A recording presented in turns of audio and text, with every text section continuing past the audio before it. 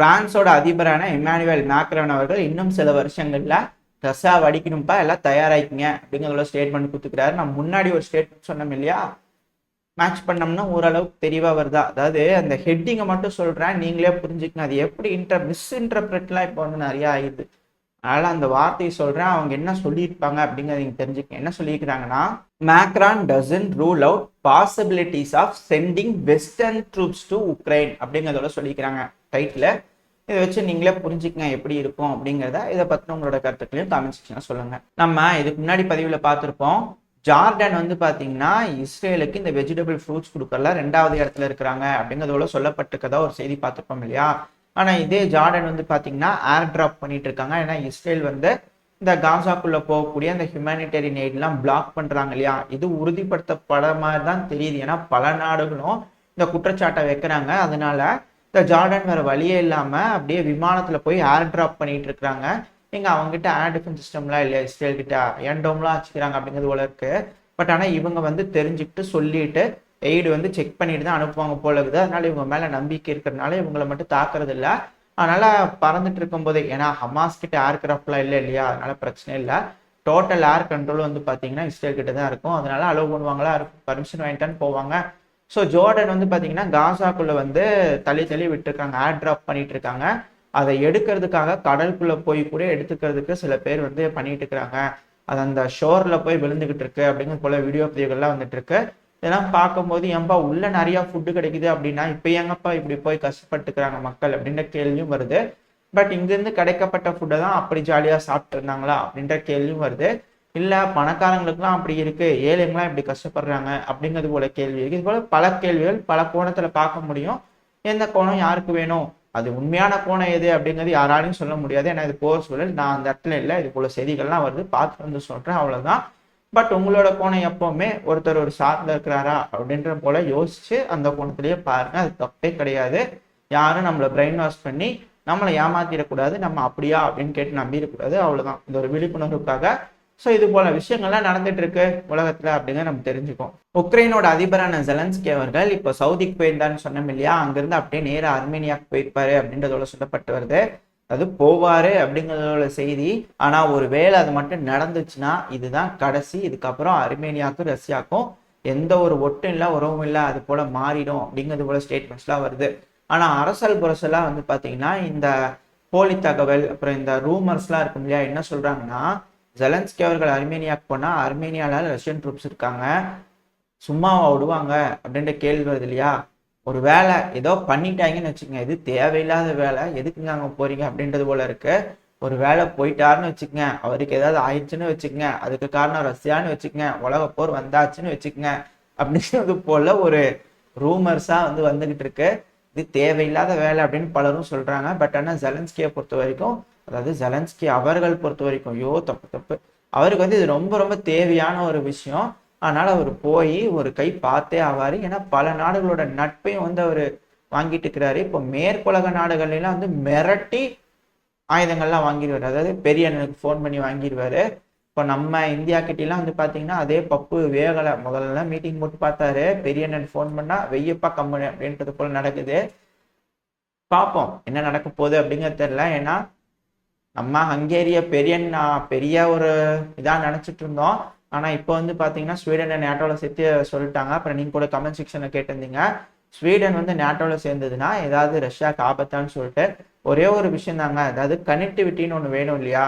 ஒரு நாட்டிலேருந்து இன்னொரு நாட்டு வழியாக போகிறதுக்கு அந்த ஃபுல் ஆக்சஸ் வந்து பார்த்தீங்கன்னா நேட்டோட கட்டுப்பாடுங்கிறது அமெரிக்காவோட கட்டுப்பாடு தான், மற்றபடி எதுவும் இல்லை.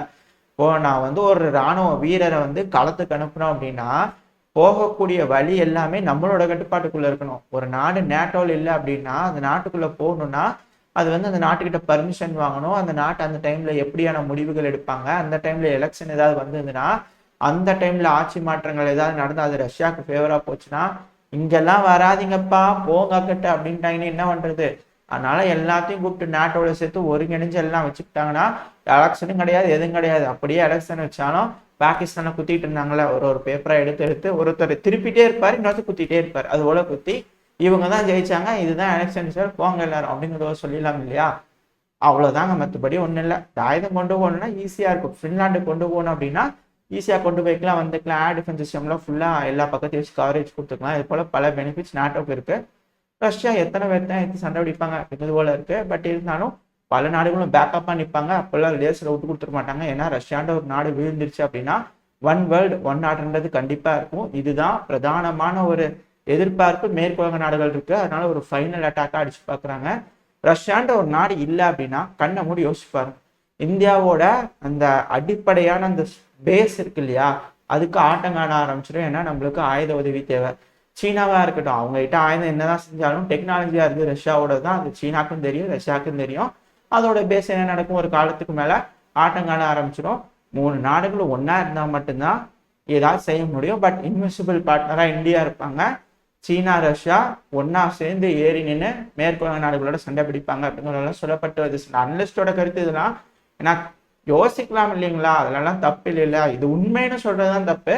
போல யோசிச்சு இது போல எனக்கு தோணுது, இது போல நான் யோசிக்கிறேன் அப்படின்னு சொல்றதுலாம் தப்பு இல்லை அப்படின்னு என்னோட ஒரு கருத்து. போல பேசிட்டு இருக்கிறாங்க, அவ்வளவுதான் விஷயம். முக்கியமான விஷயத்த மறந்துட்டு பாருங்க. இதெல்லாம் எதுக்காக வந்துச்சு, இந்த ஹங்கேரி ஒத்துக்கிட்டாங்கன்னு தானே வந்துச்சு. ஆனா இப்போ வந்து பாத்தீங்கன்னா ஹங்கேரியோட பிரைம் மினிஸ்டரான விக்டர் ஆர்பன் அவர்கள் கிட்ட இருந்து ஒரு வீடியோ பதிவு ரிலீஸ் ஆயிட்டு இருக்குது. எப்போ பேசினான்னு தெரியல. பட் ஆனா ஏதோ மனக்குமுறல்கள் வந்து ஏதோ ஃப்ரெண்டு கிட்ட பேசுற மாதிரி பேசிட்டு இருக்கும்போது மைக்கு நீட்டிட்டாங்களா எனக்கு தெரியல, சொல்லிட்டாங்க. அதாவது அமெரிக்கா இருக்குல்ல, நீங்களாம் என்னென்னமோ பேசுறீங்கப்பா, லிஸ்ட் போட்டு நான் லிஸ்ட் போட்டுமா, அமெரிக்கா நியூக்ளியர் ஃபியூலை டபுள் பண்ணிக்கிறாங்க ரஷ்யா கிட்ட இருந்து வாங்குறத, சாங்ஷனை போடுங்க முதல்ல. அதுக்கு போடுறாங்களாமா 500 சாங்ஷன். இது மட்டும் என்னோட ஒரு டைலாகு. நீங்களே மனசாட்சி தொட்டு சொல்லுங்களேன், 500 சாங்ஷன் போடுவாங்களாமா, அதுல நம்ம கம்பெனிலாம் பாதிக்குமாமா, அப்புறம் என்ன இதுக்கு வந்து நீங்க ரஷ்யா கிட்ட இருந்து நியூக்ளியர் ஃபியூல் வாங்குறீங்க அப்படின்ற கேள்வி வரும் இல்லையா. முதல்ல போடுங்க அதுக்கு சாங்ஷனு, அப்புறம் ஊருக்கு பண்ணலாம் சாங்ஷன் அப்படிங்கிறது போல இருக்கு. பட் ஆனால் அவங்களாம் வந்து பெரிய ஆளுங்க, நம்மளாம் சொன்னால் கேட்பாங்களா, அவங்களோட முடிவு தான் ஃபைனல். அவங்களுக்கு வேணுங்க அதை செஞ்சுக்குவாங்க. ஆனால் அவங்க சொல்லிட்டு மற்றவங்களாம் கேட்டு செஞ்சுக்கணும். இதுதான் உலக வழக்கம், உலக நியாயமா இருக்கும் அப்படிங்கிறது என்னோட கருத்து. அப்புறம் எப்பவும் போலதான் இந்த எஸ்தோனியா தரப்புல இருந்து கதற ஆரம்பிச்சிருக்காங்க. இதே போல அமெரிக்கா தரப்புல இருந்து கதறி இருக்கிறாங்க. எஸ்தோனியா தரப்புல இருந்து கதறினது யாருன்னு பாத்தீங்கன்னா எஸ்தோனியாவோட பிரைம் மினிஸ்டர். எங்க நம்ம வெயிட் பண்ணக்கூடாதுங்க, வேர்த்தது போதும், பொங்கி எழுங்க, உக்ரைனுக்கு உதவி பண்ணுங்க அப்படிங்கிறது போல அப்படியே குமிரி இருக்காங்க. புரியுது, ஏன்னா உக்ரைன் முடிஞ்சிருச்சுன்னா அடுத்து எஸ்தோனியா. இல்லாத வேலையெல்லாம் செஞ்சுக்கிறீங்க, சும்மா ஓட்டுருவாங்க, வந்து ஒரு குத்து வைப்பாங்களா மாட்டாங்களா ரஷ்யா அப்படிங்கிறது போல இருக்கு. ஏன்னா அங்க ஒரு ட்ரோன் அட்டாக் நடந்தது, ஞாபகம் இருக்குமா அப்படிங்கிறது தெரியல. புதுசா யாராவது வந்துட்டீங்கன்னா நம்ம சேனல்ல ரொம்ப நாளைக்கு முன்னாடி பார்த்துருப்போம். அதாவது இந்த பால்டிக் ஸ்டேட்ஸ் பயன்படுத்தி தான், இல்லை அந்த பால்டிக் சீலேருந்து தான் அந்த அட்டாக்கை பண்ணியிருக்க முடியும். பட் ஆனால் இந்த நாடுகளுக்கே தெரியாமல் அந்த ஏர் ஸ்பேஸை யூஸ் பண்ணி ட்ரோனை பறக்க விட்டு ரஷ்யாவோட ஒரு சிக்கி அடிச்சுக்கிறாங்க அப்படிங்கிறது போல நம்ம சில விஷயங்கள் செய்திகள் பார்த்துருப்போம். இதெல்லாம் நம்ம மறந்துருக்கலாம், பட் அங்கே இருக்கிறவங்க மறந்துருக்க மாட்டாங்க. கண்டிப்பாக ஒரு குத்து வைப்பாங்க அப்படிங்கிறது போல சொல்லப்பட்டு வருது. அதுக்காக தான் இவங்க கதறாங்களா அப்படின்ற ஒரு கேள்வி இருக்கு. அடுத்து வந்து பார்த்தீங்கன்னா அமெரிக்கா தரப்பு வந்து கதர்னது யாருன்னா சுலைவான் அவர்கள். அதாங்க கம்யூனிகேஷன் கோஆர்டினேட்டர் ஸ்ட்ராட்டஜிக்கு ஒரு பெரிய பதவிய பேரு அந்த இது. அதனால அதுல இருக்கக்கூடிய நபர் தான் வந்து சுலைவான் அவர்கள். அவர் தரப்பு வந்து ஒரு ஸ்டேட்மெண்ட் வந்துருக்குது. அவர் என்ன சொல்லிக்கிறாருன்னா, நம்ம ஆயுதங்களை உக்ரைனுக்கு கொடுக்கறத லேட் பண்ண புட்டின் ஜெயிச்சுட்டு லேண்டை கெயின் பண்ணிட்டு இருக்காருங்க. எங்க லேட் பண்றீங்க, சீக்கிரமா ஆயுதம் கொடுக்கறதுக்கு அப்ரூவல் கொடுங்க அப்படிங்கிறத சொல்லிக்கிறார் பல்லவெறிகிட்ட. ஜோ பைடன் அவர்களும் டாப் காங்கிரஸ்மேன்லாம் கூப்பிட்டு பேசிக்கிறாங்க. இவங்க பதறதுக்கான காரணம் புரியுது. ஏன்னா ஒரு வேளை இந்த பிரச்சனை வந்து ரிப்பப்ளிகன்ஸ் நடக்கிற மாதிரி அப்படியே அடக்கி உடைக்கி அப்படியே நியூட்ரலைஸ் பண்ணி உட்கார வச்சுட்டாங்க இந்த காங்கிரஸ் அப்படின்னா, அதாவது டெமோக்ராட்ஸ் வந்து அப்படி உட்கார வச்சுட்டாங்க அப்படின்னா இந்த பிரச்சனை எஸ்கலேட் ஆகிறதுக்கு வாய்ப்புகள் கம்மி. டொனால்ட் ட்ரம்ப் அவர்கள் ஜெயிச்சிட்டாருன்னா எப்படிங்க ஒரு கட்சியே இல்லாத மாதிரி செஞ்சுடுவாங்க இல்லையா. இவங்க தான் பிரதானமாக ஹைலைட் ஆயிடுவாங்க. ரிப்பப்ளிகன்ஸ் தான் இதுக்கு மேலே எப்போவுமே அமெரிக்கா வாழ்வாங்க அப்படிங்கிறது போல ஒரு மன கணக்கு வந்துடும் எல்லாத்துக்குள்ளேயும். ஸோ அதை வந்து எப்படியாவது இது பண்ணுன்றதுக்காக இவங்க போராடுறாங்க அப்படிங்கிறதெல்லாம் சொல்லப்பட்டு வருது. இது இன்டர்னல் பாலிடிக்ஸ், இதெல்லாம் நம்மளுக்குள்ள போக முடியாது. ஏன்னா நம்ம நாட்டு இன்டர்னல் பாலிடிக்ஸை நம்ம எதுவும் பேசுறதில்ல. நம்ம எதுக்குங்க போய் அமெரிக்காவோட இன்டர்னல் பாலிடிக்ஸ்லாம் பேசிட்டு, அதனால இவர் கதறி இருக்கிறாரு. அதோட நம்ம நிறுத்திட்டு அடுத்த செய்திக்கு போயிடலாம். ரஷ்யா என்கின்ற நாடு எங்கள் நாட்டில் மேட் இன் 3 மூமெண்ட்டை செய்யும் சதி வேலைகளை இன்னும் சற்று நாட்களில் ஆரம்பிக்க வாய்ப்புகள் உண்டு அப்படிங்கிறது போல உக்ரைன் தரப்புன்னு சொல்லிக்கிறாங்க. என்னப்பா இந்த மேட் இன் அப்படின்னா ஈரோ மேட் இன் மூமெண்ட். இதுக்கு முன்னாடி ஒரு போராட்டம் வந்துச்சு, ஆட்சி கவிழ்க்கிறதுக்காக ஒரு போராட்டம் நடந்தது. அடுத்தது ஆட்சி கவிழ்த்தாங்க. அதுக்கடுத்து இப்போ ஒரு போராட்டம் வர்றது தான் மேட் இன் 3. இந்த போராட்டம் வந்துச்சுன்னா ஆட்சி தான் கலைப்பாங்க. யாரோட ஆட்சி? ஜெலன்ஸ்கி அவர்களோட ஆட்சி. இது போல நேட்டோ நாடுகள் ட்ரில்லுக்காக ரெடியா இருக்கிறாங்க. பல ஆயுதங்கள் உள்ள வரும் ட்ரில்லுன்னு சொல்லிட்டு எல்லாம் ரெடியா இருக்கிற பொசிஷன்ல இங்க மக்கள் ஒண்ணு கூடி ஆட்சி கழிச்சிட்டாங்கன்னா என்ன பண்ண முடியும்?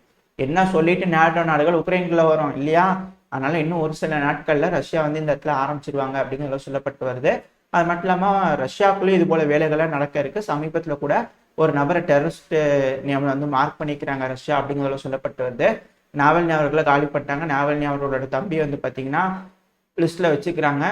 அதெல்லாம் நம்ம புரிஞ்சுக்க முடியுது. அதாவது ரஷ்யாவோட ஒரு ஹெட் போயிட்டா அடுத்தது அங்க யாரு வரணும், அந்த ரீப்ளேஸ்மெண்டான ஆளு மெத்வதேவா இருக்கக்கூடாதுன்னு எல்லாரும் டிமித்ரி மெத்வதேவ் அவர்கள் முன்னாள் ரஷ்ய அதிபராக இருக்கிறார்ல, ரஷ்யர்களே கையெடுத்து கும்பிட்டே வேண்டிட்டு இருப்பாங்க கடவுள்கிட்ட. காரணம் என்னன்னா, இந்த ரஷ்ய அதிபரான விளாடிமிர் புட்டின் அவர்கள் இந்த ஃபிளைட் எடுத்து ஓட்டி பார்த்தார் இல்லையா, நல்ல வேலை நீங்க டெஸ்ட் டிரைவ் பண்ணீங்க. அதாவது அவரே ஓட்டி பார்த்துக்கிறாரு. அந்த இடத்துல தான் உட்காந்துட்டு இருந்தாங்க. வீடியோ பதிவுல இருக்கு. அவர் தான் ஓட்டி பார்த்த, நீ பாத்தியாப்பானா வீடியோ பதிவு இருக்கு. அதனால சொல்றேன், நல்ல வேலைங்க நீங்க உட்காந்தீங்க. அந்த இடத்துல டிமித்ரி மெத்வதேவ் அவர்கள் எடுத்து டெஸ்ட் பண்ணேன்னு சொல்லிட்டு போயிருந்தாருன்னா உக்ரைன்ல போய் எல்லா குண்டையும் ஓபன் பண்ணி போட்டு பார்த்துட்டு தான் வருவேன்னு வந்திருப்பாருங்க. நல்ல வேலை நீங்க பண்ணீங்க அப்படிங்கிறது போல அந்த அளவுக்கான கிரிட்டிசிசம் அங்க போயிட்டு இருக்கு. அதாவது ரஷ்ய அதிபரான விளாடிமிர் புட்டின் அவர்களை விட 100 மடங்கு அக்ரெசிவா டிமித்ரி மெத்வதேவ் அவர்கள் அடிப்பாரு அப்படிங்கிறது போல சொல்றாரு. அவர் வர ஸ்டேட்மெண்ட் அப்படித்தான் இருக்கு அவர்கிட்ட இருந்து வருது. ஒடசா ரொம்ப நாளா ஏங்கிட்டு இருக்கேன்ப்பா, பா ஒடசா ரஷ்யா கூட வந்து இணைஞ்சிரு அப்படிங்கிறது போல ஒரு பேசுறதுலாம் டெரரா இருக்கு. அந்த ஸ்பீச் எல்லாம் பார்க்கும்போது அவரு வாக்கிங் ஸ்டைலா இருக்கு, எல்லாமே கொஞ்சம் அப்கிரேட் ஆயிருக்கு அப்படிங்கிறது புரிஞ்சுக்க முடியுது. ஏதோ ரெடி ஆயிட்டு இருக்காங்க, எல்லா பக்கத்துலயும் எல்லாத்துக்கும் ரெடியா இருக்கிறாங்க இரு தரப்புலையும். யோசிச்சு உங்களோட கருத்துக்கள் என்ன அப்படிங்கிறத மறக்காம கமெண்ட் செக்ஷன்ல சொல்லுங்க. இதோட இந்த பதிவு நம்ம முடிச்சுக்குவோம். இந்த பதிவு எப்படி இருந்துச்சு? ஆமா இல்ல உக்ரைன்ல மேடன் 3 வருமா? இதோட இந்த பதிவை நான் முடிச்சுக்குவோம். இந்த பதிவு எப்படி இருந்துச்சு, உங்களுக்கு பிடிச்சிருக்கா? பிடிச்சுன்னா லைக் பண்ணி உங்க ஃப்ரெண்ட்ஸ் அண்ட் ஃபேமிலியோட ஷேர் பண்ணிக்கோங்க. இந்த பதிவை பத்தின உங்களோட கருத்துக்களை கமெண்ட் செக்ஷன்ல சொல்லிடுங்க. இந்த பதிவு நல்லா இருந்திருக்கிற நம்பிக்கையில் அடுத்த பதிவில் உங்களை சந்திக்கிறேன். அது வரைக்கும் ஸ்டே சேஃப். பை.